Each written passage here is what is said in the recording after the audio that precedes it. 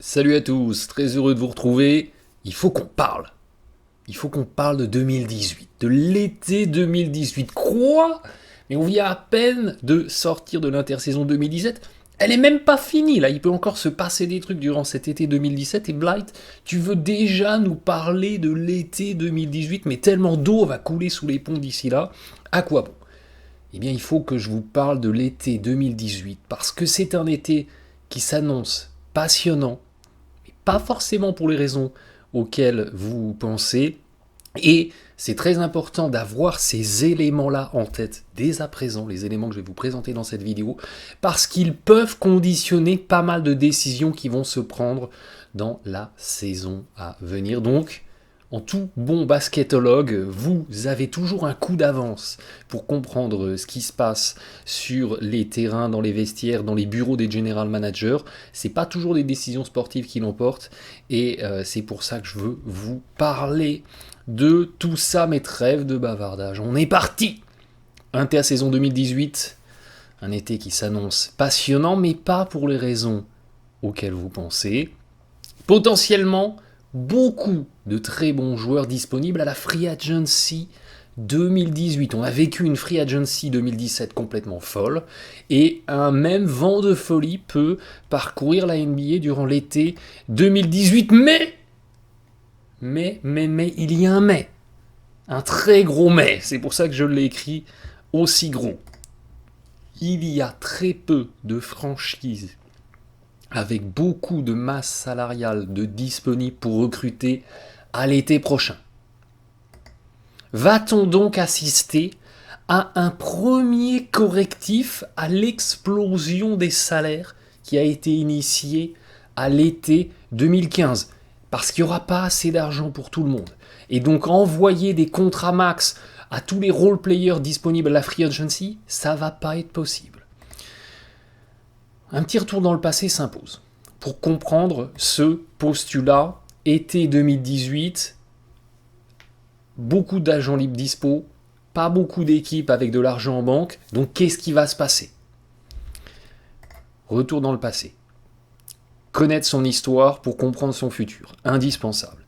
Été 2014, nouveau contrat de définition des droits TV entre les chaînes américaines qui diffusent les matchs et la NBA. Un deal de 9 ans pour 24 milliards de dollars. Pourquoi les droits télé de la NBA ont explosé? Parce que aux États-Unis, où d'une manière générale les audiences des télévisions s'effritent, voire s'effondrent, parce qu'il y a la concurrence d'Internet, parce que effectivement les Américains, ou d'une manière générale les populations des pays industrialisés passent beaucoup moins de temps devant la télé que dans les années 80-90, beaucoup plus de temps sur les smartphones, sur les tablettes, sur les PC, et les audiences des télés s'effondrent. Sauf pour les événements sportifs où les audiences se sont maintenues, voire ont un petit peu progressé. Donc le sport, c'est devenu une valeur refuge pour les TV US. On maintient l'audience, donc on maintient des tarifs pour les publicités relativement élevés, voire plus élevés qu'avant, parce que c'est les seuls endroits où on est sûr d'avoir une audience encore bel et bien là. Donc, eh bien, les chaînes de télé se sont ruées sur les droits télé pour être sûr de les conserver, et donc être sûr de conserver leur audience respective. Le précédent deal, qui datait de 2007, c'était 930 millions de dollars à l'année pour diffuser la NBA aux États-Unis. On est passé à 2,6 milliards à l'année, là sur le deal en cours. Donc explosion totale des droits TV, sachant que la précédente hausse, donc du deal de 2007, elle était de 21%. C'était déjà une hausse assez importante, mais absolument rien à voir avec l'explosion qui a eu lieu sur les droits télé négociés en 2014. Des droits télé qui ont pris effet à partir de la saison 2016-2017 et qui courent jusqu'à 2024-2025 inclus. Explosion des recettes égale explosion des salaires. parce que la NBA a un système de redistribution des revenus. Je vous avais déjà expliqué ça dans mes vidéos sur le salary cap. Donc, plus on a de recettes, notamment grâce aux droits TV, et bien plus on aura d'argent à distribuer. Donc, plus les salaires alloués aux joueurs vont être importants. Et c'est comme ça que les montants du salary cap, donc l'enveloppe salariale définie par la NBA, ils ont pratiquement doublé en 5 ans. Et d'une manière très très très spectaculaire, entre 2015-2016 et 2016-2017, il y a eu un bond de 24 millions. C'est-à-dire qu'en un claquement de doigts, toutes les franchises ont eu 24 millions de dollars en plus en banque pour recruter des joueurs. Et c'est comme ça que des franchises comme les Warriors, qui étaient pourtant déjà au taquet en termes de talent et en termes de masse salariale allouée, eh bien, ces Warriors, ils ont eu d'un seul coup 25 millions tombés du ciel, et avec ces 25 millions, ils ont pu recruter un Kevin Durant, ce qui n'aurait été absolument pas possible dans une progression croissante du salary cap. Et puis, à contrario, d'autres équipes, à défaut de recruter un joueur calibre All-NBA, voire calibre MVP, se sont rapatriés sur des joueurs moyens, voire corrects, en étant attractifs pour eux, en leur proposant des contrats énormes. Du coup, eh bien, le salaire moyen en NBA a explosé. Et vous voyez que c'est le plus élevé, loin devant les autres sports collectifs américains. On est là en 2016, on était en 2016, j'ai pas trouvé de valeur pour 2017, mais on était en 2016 à 6,4 millions de dollars de salaire moyen, quand en 2013 on était à un petit peu plus de 5 millions. Donc le salaire moyen a explosé. Tout le monde a bénéficié, évidemment, de l'explosion des droits TV.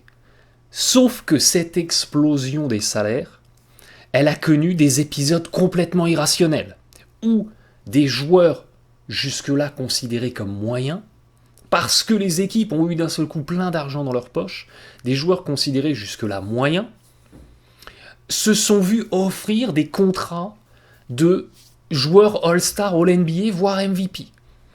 C'est ainsi qu'on a eu un Mike Conley à 30,5 millions de dollars en moyenne dans ces années de son nouveau contrat de rémunération annuelle. J'adore Mike Conley, c'est un super joueur, mais il n'a jamais été All-Star, jamais été All-NBA.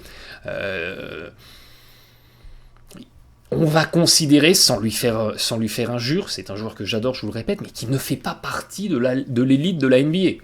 Et d'une manière rationnelle, on va considérer que le salaire max est réservé à l'élite de la NBA.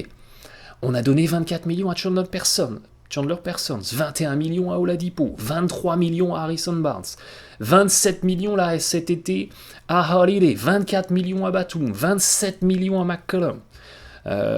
Ces joueurs, une fois de plus, ne sont pas mauvais. Et la question, ce que je veux évoquer dans cette vidéo, c'est pas de savoir s'ils méritent ou non. C'est une polémique dans laquelle je ne veux pas rentrer. Mais il y a eu donc une explosion des salaires, et mis à part Holiday, aucun de ces joueurs n'a été All-Star, aucun de ces joueurs n'a été All-NBA, et a pourtant un salaire qui correspond au salaire de l'élite de la NBA. Donc, les general managers ont proposé à des joueurs qui ne faisaient pas partie de l'élite des salaires qui correspondaient au salaire de l'élite. Et puis, plus problématique, on a donné des contrats max, ou en tout cas des contrats très élevés, parce que ça n'est pas des contrats max, des contrats très très élevés, à des joueurs considérés comme des role-players. Un Ryan Anderson à 20 millions la saison, un Mahinmi à 16 millions, un Noah à 18 millions, un Allen Crabbe à 19 millions, un Biyombo à 18 millions. Bref, il y a eu comme ça des contrats complètement toxiques qui ont fleuri dans la NBA parce que les general managers avec plein d'argent en banque, et il n'y a pas plus infantilisé que les general managers. Les general managers sont des gamins de 6 ans que vous lâchez dans un Toys R Us avec 100 € en poche. Même si dans le Toys R Us, il n'y a aucun jouet qui leur plaît fondamentalement, partez de ce postulat-là, combien de gamins de 6 ans repartiront du Toys R Us avec leurs billets en banque en disant « Non, finalement, j'ai rien trouvé qui me plaisait, j'ai rien pris ». Tous les gamins iront claquer leur thune en achetant des conneries auxquelles ils ne joueront pas. Eh bien, les general managers ont fait exactement pareil. l'argent leur a brûlé les doigts, et ils l'ont dépensé sur ce qui venait, même si ça ne correspondait pas forcément à ce qu'ils avaient envie à moyen terme pour leur équipe. On a plombé les finances avec ces contrats toxiques, et puis il y a eu un premier revers de la médaille. C'est que les projections du salary cap, qui sont calculées sur un prévisionnel des recettes de la NBA, eh bien, ont été revues à la baisse. Pour la saison 2017-2018, en 2016, on projetait un salary cap à 107 millions. Il a été en fait corrigé à 102. Donc, eh bien, les general managers qui avaient, entre guillemets, qui étaient partis de l'hypothèse que le salary cap allait continuer à augmenter et donc que la valeur de leurs contrats, des énormes contrats qu'ils avaient signés, allait diminuer dans le poids total de la masse salariale de l'équipe, eh bien déjà, ça ne s'est pas tout à fait passé comme ça.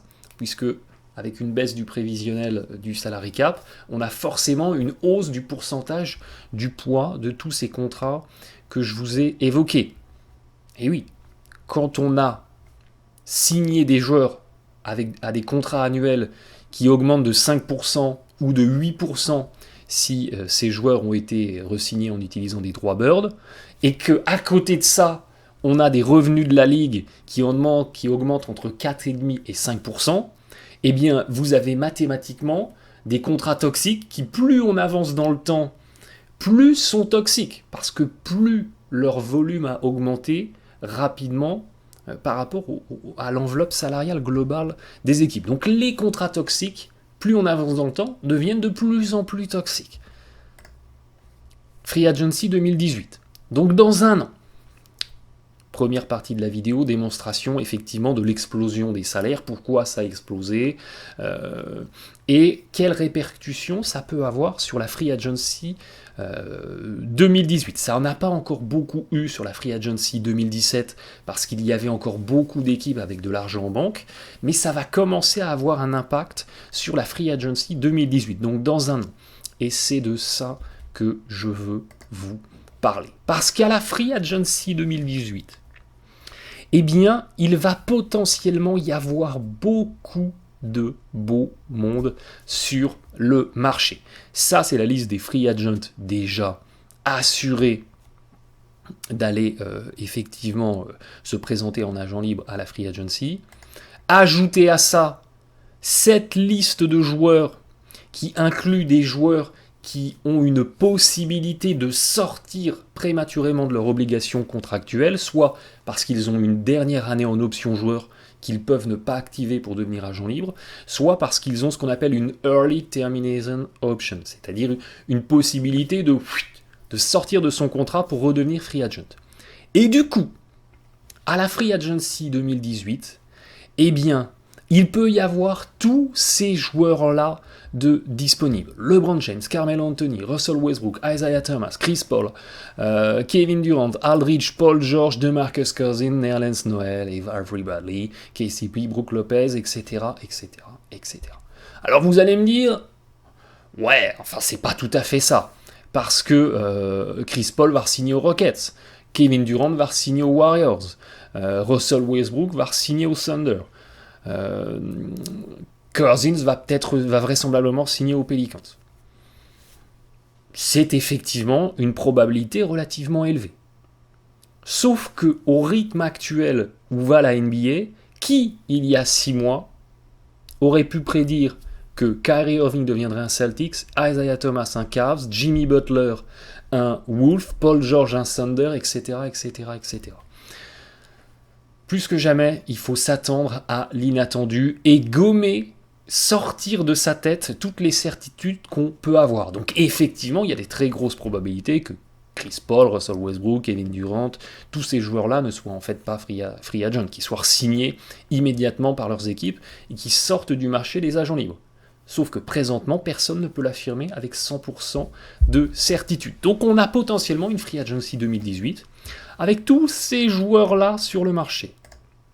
Sauf que, à l'été 2018, il n'y a que 5 équipes sur les 30 équipes de la NBA qui peuvent proposer un contrat max. Or, dans la liste que je viens de vous présenter, eh bien, il y a facile 10 ou 15 joueurs qui vont demander un contrat max. Sauf qu'il n'y a que 5 équipes qui peuvent proposer ce contrat max. Il n'y a que 5 équipes qui ont plus de 25 millions de dollars de disponibles la saison prochaine. Je vous rappelle que les salaires maximums sont encadrés par la NBA. Si vous avez moins de 6 ans d'expérience, c'est 25% du cap. Si vous avez entre 7 et 9 ans, c'est 30%. Et si vous avez plus de 10 ans d'expérience, c'est 35% du cap. Donc on va dire le premier palier du contrat max, c'est 25% du salary cap. Donc sur un salary cap qui sera à 103, c'est du 26-27 millions la saison. Et puis après, on passe à 31-32. Et sur le dernier palier, sur les vétérans de plus de 10 ans d'expérience, donc des LeBron James, des Kevin Durant, des Chris Paul, des Russell Westbrook, on va être à 37-38 millions sur la première année de contrat au contrat max. Mais voilà, on a globalement peu d'acteurs possibles pour accueillir tous ces agents libres que je vous ai présentés. Parmi les équipes ayant plus de 20 millions de dollars, il y a les Nuggets. Mais attention, ils ont Will Chandler et Darrell Arthur en option joueur. À eux deux, ça représente 20 millions de dollars. Les chiffres qui sont présentés ici ne tiennent pas compte du cap hold, c'est-à-dire de la provision sur la resignature des joueurs qui arrivent en fin de contrat. Mais on va en venir plus loin. On va y venir plus loin. Donc, si jamais Wilson Chandler et Darrell Arthur, qui sont dans leur dernière année de contrat en option joueur, choisissent sur la saison 2018-2019 de ne pas activer cette option joueur, il y a 20 millions de dollars qui rentrent en plus dans les caisses des Nuggets. Donc il y a potentiellement une enveloppe de 40 millions de dollars pour recruter. Mais attention, il y a Gary Harris, Will Barton et du coup Wilson Chandler qui deviennent agents libres. Barton et Harris sont des jeunes joueurs, donc ils vont demander entre 15 et 20 millions de dollars la saison. Et si les Nuggets veulent conserver les deux, eh bien, toute leur enveloppe qu'ils avaient de disponible disparaît. Si, à contrario, on choisit que de ne garder un des trois et qu'il a entre 15 et 20 millions, eh bien derrière, on a 20-25 millions toujours disponibles dans l'enveloppe. Et là, effectivement, on peut essayer d'accueillir un free agent de qualité à l'intersaison. Et donc, vous voyez que c'est conditionné. Il y a les Suns, qui ont 22 millions de dollars de trésorerie disponible pour recruter à l'été 2018. Sauf qu'à l'été 2018, il y a TJ Warren qui est agent libre restreint. Un TJ Warren qui est un jeune joueur qui est toujours en développement du côté des Suns, qui a un bon niveau, et qui peut demander effectivement entre 15 et 20 millions de dollars la saison. Donc, si les Suns veulent conserver Warren, eh bien leur enveloppe disponible, elle passe à la trappe. Il y a les Hawks, qui, la saison prochaine, vont avoir entre 31 et 42 millions de dollars pour recruter. Pourquoi il y a deux montants ? Parce que c'est pareil, du côté des Hawks, on a des joueurs qui arrivent dans une année en option en 2018-2019, et si ces joueurs choisissent de ne pas activer cette option, eh bien, ils deviennent agents libres, et forcément, ça offre un petit peu plus de flexibilité dans les caisses des Hawks. Donc, les Hawks n'ont pas de jeunes joueurs en projet à re-signer, donc ils ont effectivement potentiellement l'été prochain une énorme enveloppe. Mais attention, l'équipe des Hawks, elle va vraisemblablement tanker là sur 2017-2018, avoir un assez bon tour de draft la saison prochaine, mais ça restera une équipe avec un projet sportif relativement peu excitant. Donc, mis à part quelqu'un qui vient signer juste pour le gros chèque, l'attractivité d'Atlanta va rester relativement faible. Il y a les Mavs, la saison prochaine, qui ont une enveloppe de 32 millions de dollars pour recruter. Mais attention, ils ont Nerlens Noel en agent libre et ils ont Seth Curry en agent libre. S'ils veulent conserver les deux, vraisemblablement, ça engloutit cette enveloppe de 32 millions.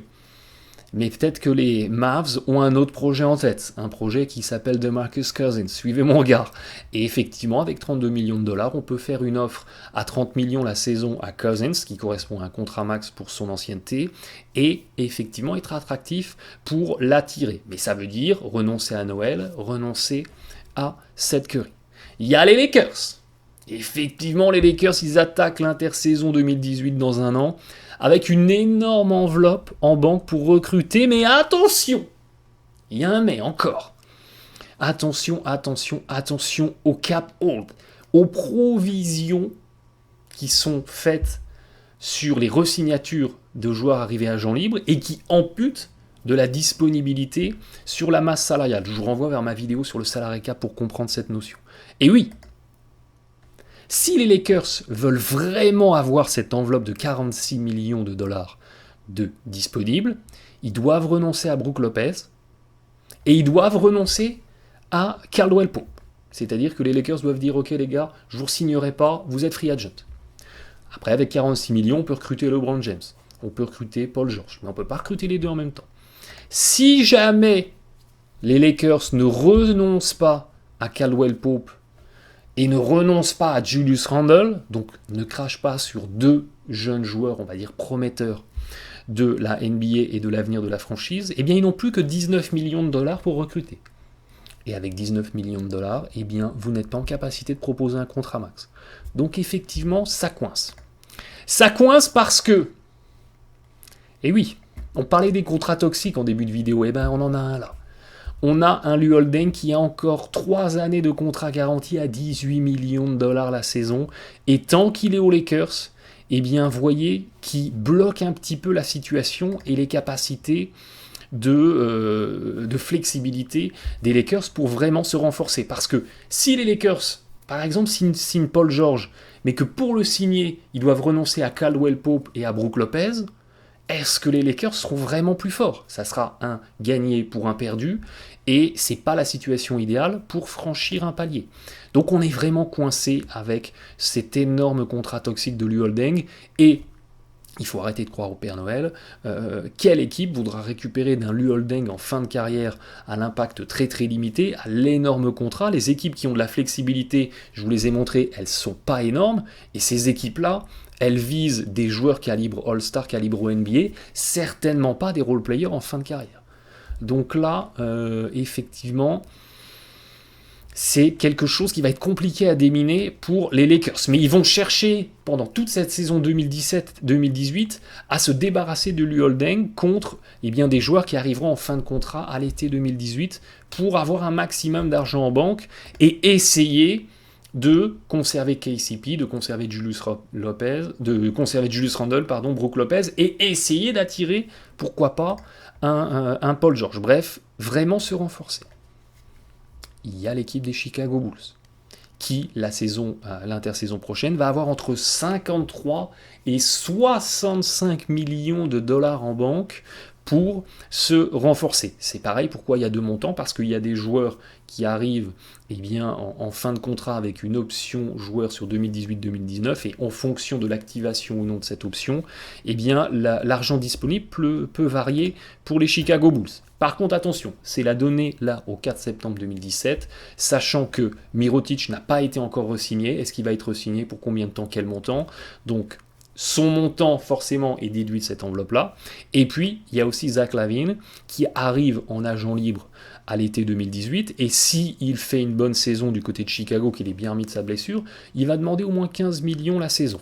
Mais les Bulls pourront très très bien essayer d'attirer un, voire deux free agents à un très gros contrat, et derrière re-signer un Zach LaVine en utilisant ses droits Bird, parce que son cap hold, donc son immobilisation sur le salary cap disponible, n'est que de 4,4 millions. Donc il est très très faible. Donc ne pas renoncer à Zach LaVine n'ampute pas beaucoup de budget sur les finances de Chicago.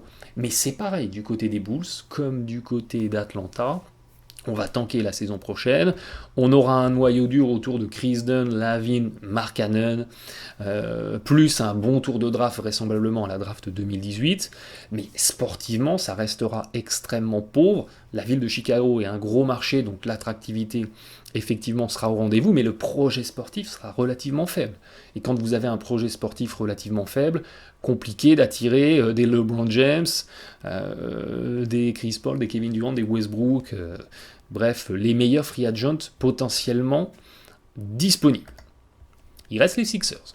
Les Sixers qui vont avoir 61 millions de dollars dans leur caisse pour recruter à l'été 2018. Mais attention, ils ont un free agent d'assez gros calibre à re-signer, c'est Embiid, qui, en fonction de ses performances, va demander un contrat max à 25 millions, s'il fait une bonne saison, ou éventuellement à 30 millions s'il est dans une All-NBA. Pourquoi pas? Imaginons que ça soit possible. Donc, les Sixers, en conservant Embiid sur ces forfaits-là, ils ont en réalité 36 millions de dollars pour recruter.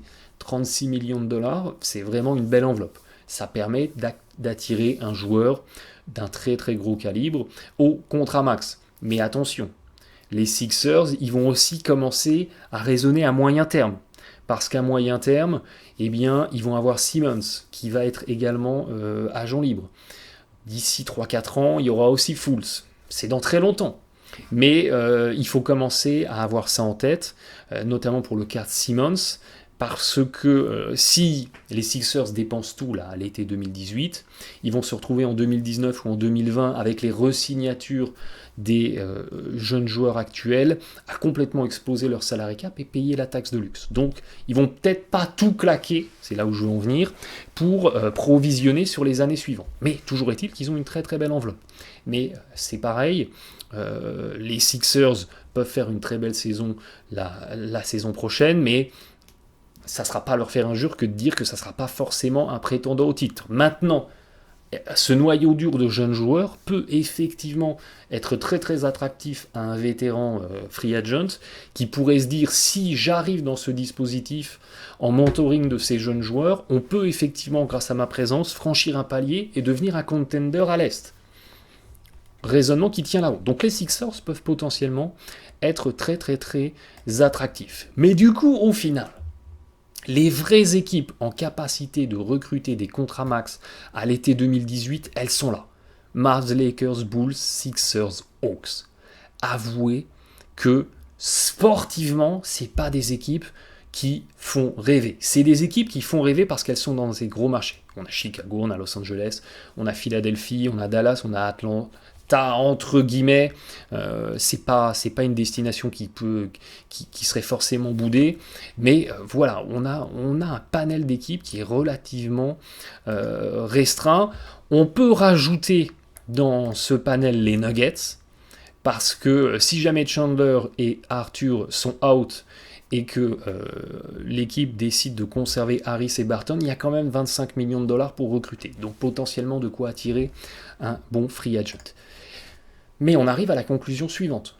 On a beaucoup d'offres, c'est-à-dire beaucoup de joueurs qui vont être à la recherche d'un gros contrat, mais on va avoir finalement très très peu de demandes.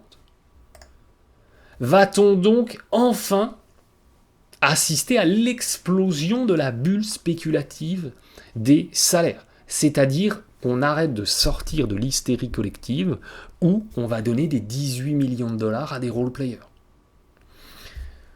Vraisemblable qu'on y arrive, parce que ces équipes qui auront offert 18 millions de dollars à des role-players type Magic, eh bien, elles sont complètement coincées et elles ne sont absolument pas en capacité d'être un acteur efficace à l'intersaison 2018 pour se renforcer. Donc on s'est tiré une balle dans le pied et ça va peut-être commencer à faire réfléchir les general managers. On va assister, peut-être, à un réajustement mécanique des salaires, parce qu'il n'y aura pas d'argent pour tout le monde, à moins que certains décident d'aller jouer en Chine pour vraiment privilégier les dollars, pour vraiment privilégier les finances, mais forcément, il va falloir partager les parts du gâteau, parce que il n'y a que 5 gâteaux pour 10 personnes, et 5 personnes ne pourront pas dire « je veux un gâteau pour moi tout seul ». Il y a un moment, il faudra faire des parts, il faudra couper, il faudra répartir tout ça.